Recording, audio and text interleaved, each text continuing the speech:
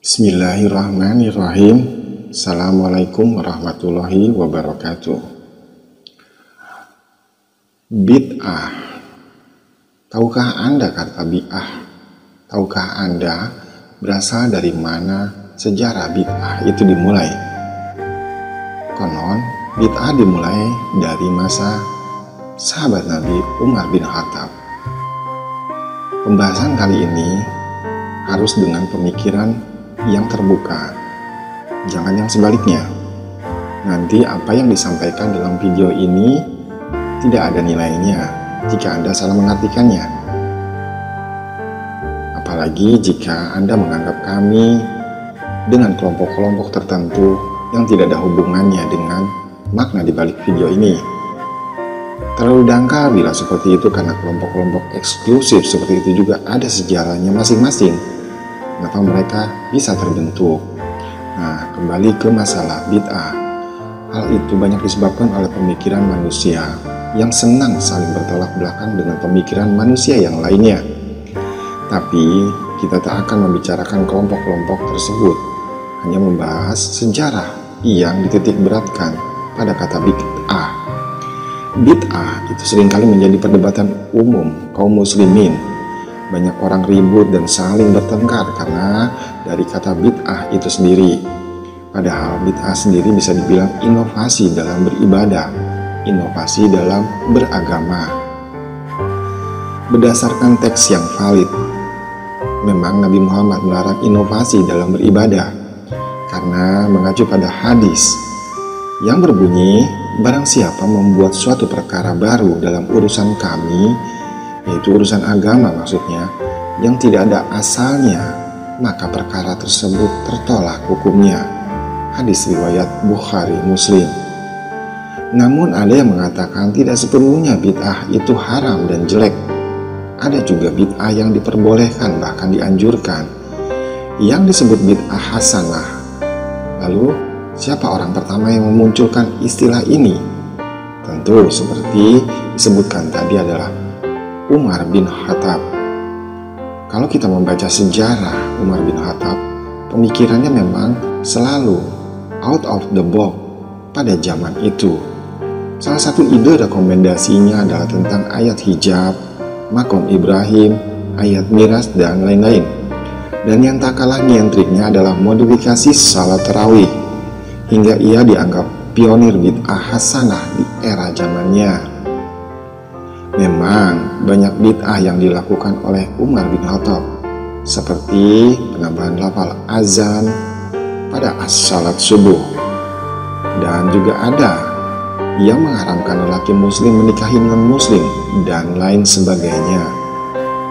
Umar bin Khattab, nama lengkapnya adalah Umar bin Khattab Ibnu Nufail Ibnu Abdul Al-Uzza Ibnu Riyad Ibnu Qut Ibnu Raja Ibnu Adi Ibn Lu'ay Al-Quraisy Al-Adawi, yang beliau dilahirkan dari keluarga cukup terpandang saat itu di tahun 594 Masehi. Umar sendiri adalah sosok yang idealis dan keras, termasuk penentang agama Islam yang paling luar biasa. Namun, ada sebuah kejadian supranatural yang membuat Umar kemudian akhirnya masuk Islam. Di saat itu, dakwah Islam menghadapi banyak hal yang baru, di mana dengan adanya Umar, maka penyiksaan dan penganiayaan kepada para pengikut Nabi Muhammad SAW sangat menurun drastis. Ketika Umar bin Khattab menjadi khalifah dari tahun 634 sampai dengan 644 Masehi, di sini peradaban Islam menjadi lebih maju dari sebelumnya. Bisa dikatakan Umar salah satu orang yang berpengaruh dan berjasa dalam sejarah penyebaran agama Islam setelah Rasulullah SAW. Namun, Umar juga sering melakukan hal-hal yang bertentangan dengan syariah, seperti membatalkan, menangguhkan, atau mengubah dan menciptakan syariah baru. Ijtihad memang lekat pada diri Umar. Sebenarnya, Umar tidak merubah dan merusak syariat, Namun, zamanlah yang berubah membuat syariah yang lama tidak bisa dipakai di era masa Umar memerintah saat itu. Dalam bahasa fikih belakangan, kita mengenal metodologi ijtihad ini dikenal dengan konsep yang disebut sebagai maqasid syariah yang dikemukakan oleh seorang ulama bernama Asy-Syatibi. Jadi, kita mengetahui maksud dari tujuan syariah itu apa. Sesungguhnya syariah bertujuan untuk mewujudkan kemaslahatan dunia dan akhirat. Nah, ketika maksud dari syariah itu hilang, maka syariah yang dimaksud itu harus diperbincangkan lebih dalam. Contoh, Nabi menganjurkan banyak anak. Seperti hadis yang pernah disabdakan, "Nikahilah oleh kalian wanita yang pencinta dan subur, karena aku akan berbangga dengan banyaknya kalian kepada umat-umat yang lain." Hadis riwayat Abu Dawud. Tapi kondisi sekarang, Majelis Ulama Indonesia sekalipun mendukung program keluarga berencana. Apakah MUI melanggar syariah? Tentu tidak. Ini yang dinamakan maqasid syariah. Hal inilah dikarenakan pada waktu era dahulu, jumlah penduduk yang banyak sangat dibutuhkan karena berbagai hal. Namun, di zaman saat ini, syariat itu tidak lagi berlaku, karena maksud dan tujuannya tidak ada lagi di zaman sekarang. Maka syariat itu pun diperbincangkan dan dimunculkan ijtihad yang baru. Contoh lain dalam hukum Islam, pencuri itu dihukum potong tangan. Namun dalam prakteknya, pencuri yang melakukan hal itu karena terpaksa, maka hukuman itu dapat ditolerir. Jadi ketika mengambil hukum, para ulama, khalifah, dan pembesar Islam tidak mengambil pada satu dalil saja. Bagi yang mengikuti jejak Umar bin Khattab, tentu metodenya semua diambilnya, kemudian diputuskan menjadi hukum Islam yang holistik. Maka Umar di saat itu lebih fokus untuk mensejahterakan rakyat, dan saat itu pula dibuatlah Baitul Mal untuk kas negara. Karena syariat Islam itu jika ingin tegak harus sejahtera rakyatnya dulu. Kalau rakyat tidak sejahtera, maka hukum-hukum itu akan dibatasi atau bisa saja dibatalkan karena hal-hal yang darurat. Metode ini memang cukup berbeda ketika era zaman Nabi Muhammad SAW, di mana beliau fokus pada pendidikan, lembaga pendidikan. Pada masa Nabi SAW, pertama Darul Arqam, rumah Al-Arqam bin Abi Al-Arqam Al-Makhzumi, yang awalnya pendidikan lebih difokuskan pada materi baca tulis sastra, yang syair Arab, dan pembelajaran berhitung. Kemudian ditambahkan dengan materi baca tulis Al-Quran dan memahami hukum-hukum Islam. Kemudian setelah Islam berkembang, sistem pendidikan dilaksanakan di dalam masjid disebut dengan halakah, di mana para sahabat Nabi SAW duduk mengelilinginya untuk mendengar dan melakukan tanya jawab seputar urusan agama dan kehidupan sehari-hari tentunya. Barulah saat itu dibuat sufah, yang merupakan ruang atau bangunan yang bersambung dengan masjid.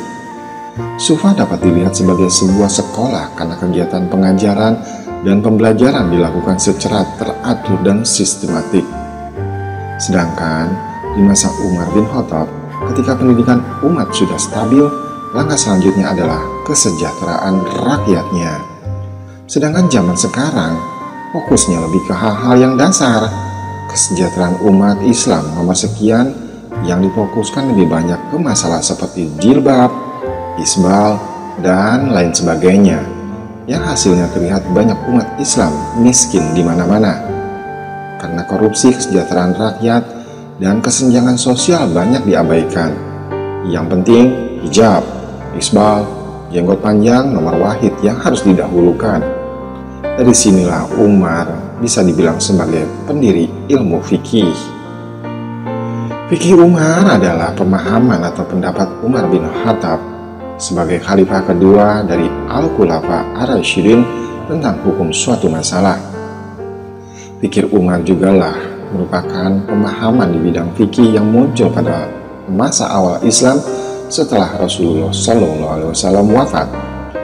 Fikih ini terkenal lebih banyak berorientasi pada tujuan syariat. Fikih Umar merupakan cikal bakal dari aliran Rakyu, yaitu aliran fikih yang terkenal banyak menggunakan akal pikiran dalam menggali alasan rasional dari suatu rumusan hukum. Dan fikih Umar dan fikihnya Umar pula merupakan hasil ijtihad Umar bin Khattab di bidang fikih yang digali dari Al-Quran dan Sunnah. Umar bin Khattab adalah salah seorang sahabat besar Nabi Muhammad SAW. Ia masuk Islam 5 tahun sebelum hijrah.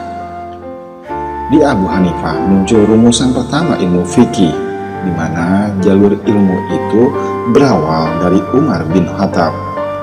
Abu Hanifah adalah Abu Hanifah adalah ulama pertama yang mengkondisikan ilmu syariah dan disusun sistematis berdasarkan bab per bab.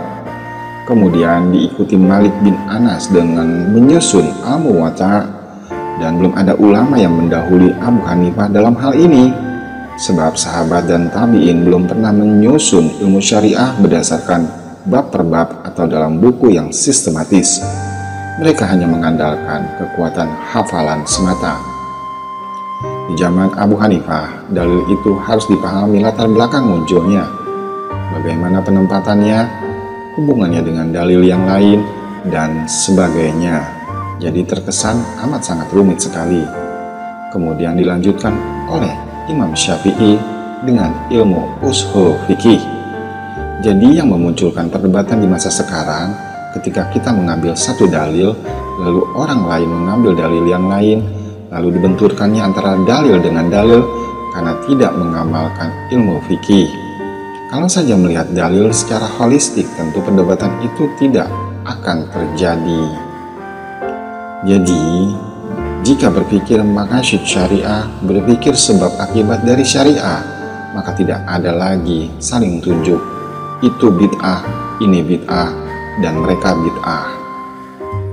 Lalu bagaimana dengan tahlilan? Apakah itu bid'ah hasanah? Jika di zaman Wali Songo, ya sangat relevan karena tradisi upacara yang kurang manusiawi, yang dirubah oleh Wali Songo sedikit demi sedikit, di mana mantra-mantranya diganti dengan bacaan-bacaan Al-Quran yang dinamakan tradisi tahlilan. Jika zaman sekarang, tentu sudah tidak relevan lagi, karena tidak manusiawi. Bayangkan, orang meninggal terkena musibah, justru disuruh traktir tetangganya selama sehari, seminggu, dan bilangan-bilangan yang lainnya. Jadi bisa dibilang itu tidak manusiawi. Jadi pendekatannya bukan syariah lagi, tapi lebih luas dari itu, dimana kita tidak boleh menyakiti sesama makhluk hidup. Demikianlah yang dapat disampaikan mengenai hal bid'ah ini. Semoga pemahaman Anda bisa mengerti apa yang dimaksudkan dalam makna dibalik video kali ini. Terima kasih telah menonton. Wallahu a'lam bishawab.